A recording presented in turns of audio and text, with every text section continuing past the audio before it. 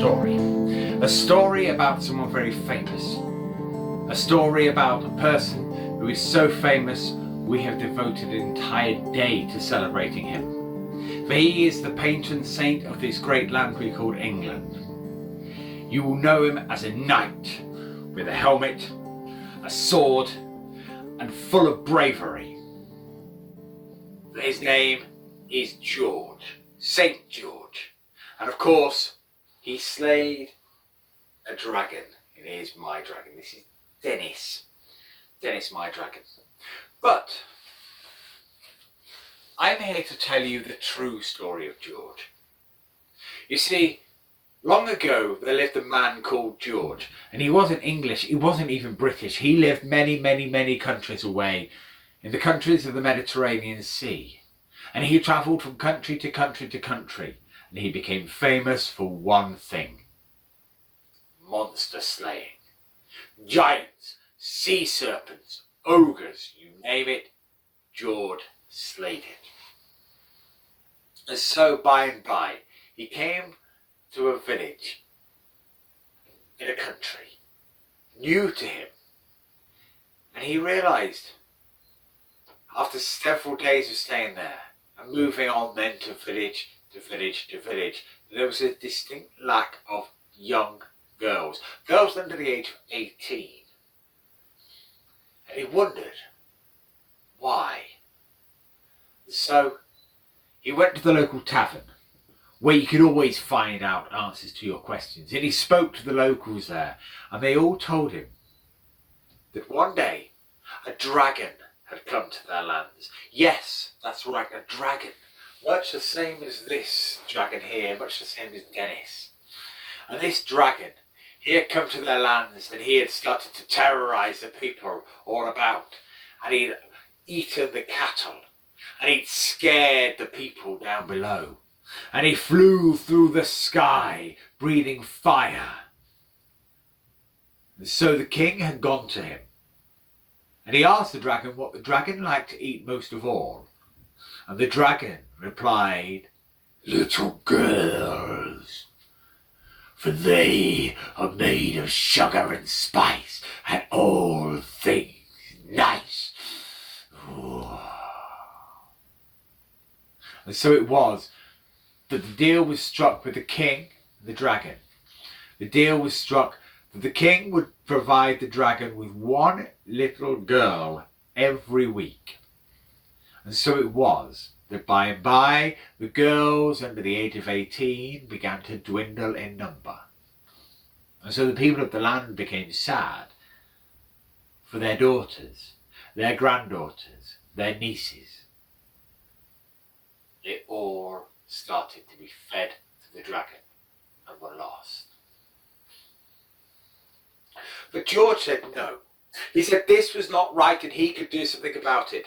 Well, why could he? The people in the tavern said, when a whole army had tried before the king made a deal. But George was different. George was a slayer of beasts.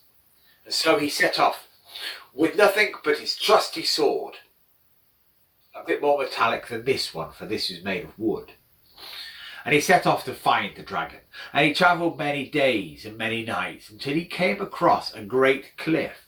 And there in the centre of a great cliff was a cleft, a valley that looked as if a giant had taken his huge axe and sliced a cut into the ground. And there at the entrance to this valley, this cleft, George could smell death. The stench of death hung in the air. Surely this was where the dragon's lair was. But as he was about to enter the cleft in the cliff, he heard hooves and footsteps. And so it was that he decided to hide to see who this was coming towards him. And he hid behind a great rock. And he saw a procession getting closer and closer. 3 horses, followed by a stream of guards with banners flapping in the wind. The person at the front rode a large, dark brown horse. had a king, had a crown and a robe. And yes, as I said, he was a king, the king. Behind him, the queen on a beautiful white mare. And she had a little crown and a robe. And behind them, their daughter, the princess, a little tiara riding on the most pristine little pony you've ever seen. And George noticed the king. The king had a tear rolling down his eye. The queen was visibly sobbing, dabbing her hanky on her nose and her eyes to dry her face. And the little girl, the princess, who couldn't have been more than 8 or 9, she was wailing.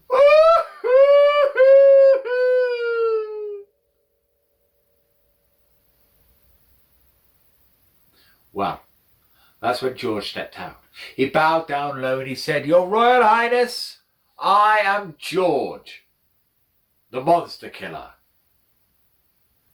And the Royal Highness, the king, he said, "George, move out the way. I have some very sad business to attend."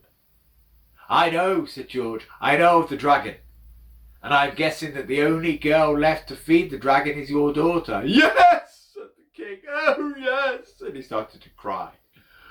"Well, what are you going to do after that?" said George. "Once the princess is fed, you have no other little girls to feed to him." "I don't know," said the king. "I wasn't thinking. What shall I do?" "I can try," said George. "I have gone from country to country slaying monsters. Never a dragon, but a giant, a griffin, sea serpents by the pound. Let me try." "Fine," said the king. "I'm willing to try anything. Even if my armies can't do it, maybe one man can." And so it was that George entered the cleft in the cliff with his trusty sword, and he travelled down through the rocky cleft with a great chasm rising either side. The further he got down, the more he could smell that stench of death in the air. Until he got down to the end where there was a large pole, and on this large pole were chains where the princesses were chained up, where the girls were chained up. And nothing around grew. It was barren and desolate, except, very peculiarly, one tree off to the side. A tree covered in oranges.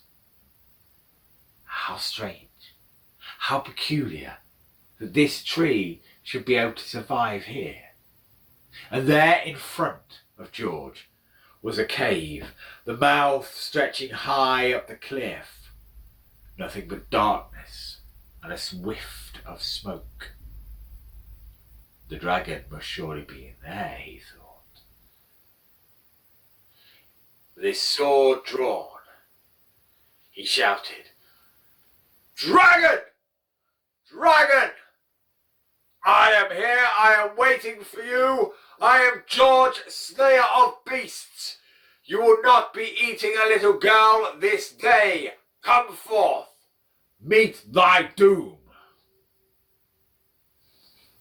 The dragon, he lumbered slow and heavy out of the darkness.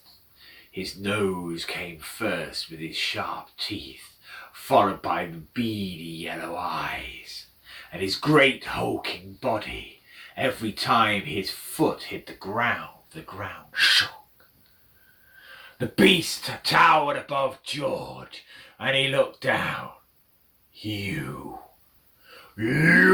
think you can slay me? Ha ha ha ha ha! And as he laughed, he lifted himself up onto his back legs, laughing and spitting fire to the sky, and George could see that his chest and his belly were coated in thick armoured scales. And when the dragon finished laughing, he took his front paw and he battered poor George like a cat with a ball of yarn, George flew into the tree, smacked his back, broke some ribs and slumped down to the ground, and oh, he was in so much pain. Oh, what was going to happen? He wasn't counting on that. The dragon was too quick. The dragon looked over and he said, "See, little man, see how easily I can bat you around. Now I shall cook you and have you for my dinner." And with a great the dragon breathed fire down upon George. George curled up in a ball. No!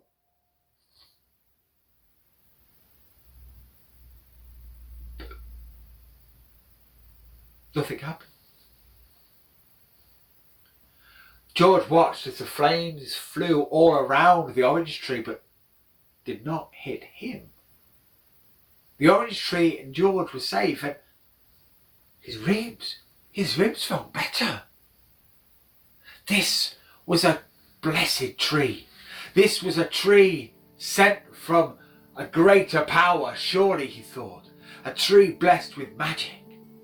It had healed him, and now he was feeling fighting fit. And when the dragon finished breathing fire, he saw that George was still standing there, perfectly unhurt. And so the dragon once more roared up, "No!" And as he did, George could see there was a chink in his armour, a chink just where his heart would be. Half his scale had come off, and the soft underbelly was exposed. And so George, he took his sword, he lifted it up, and he held it through the sky, and it spun and it spun and it spun through the sky until it found that soft spot in the chest of the dragon, and it sank in. The dragon felt the sword pierce his heart, and it fell to the ground, dead. George had done it. To prove what he'd done, he took a tooth, a giant dragon's tooth, and he took it back out of the cleft in the cliff, and he presented it to the king, and hurrah, hurrah! The king and the queen and the princess and all of the guards celebrated. And so the story of George and the dragon went down in history, and it's been taken by many, many cultures. And the story of George's selfless deed, putting himself first before the lives of others, has been an inspiration for many nations. For he is not just the patron saint of England. He is the patron saint of many, many countries. And so it was. George became patron saint of England. Thank you so much for listening to my story. Happy St. George's Day. It's goodbye from me. It's goodbye from Dennis. And please give us a thumbs up. Hit the subscribe button, whether it be there or there, wherever I put it on this video. And I shall see you again very, very soon. Goodbye.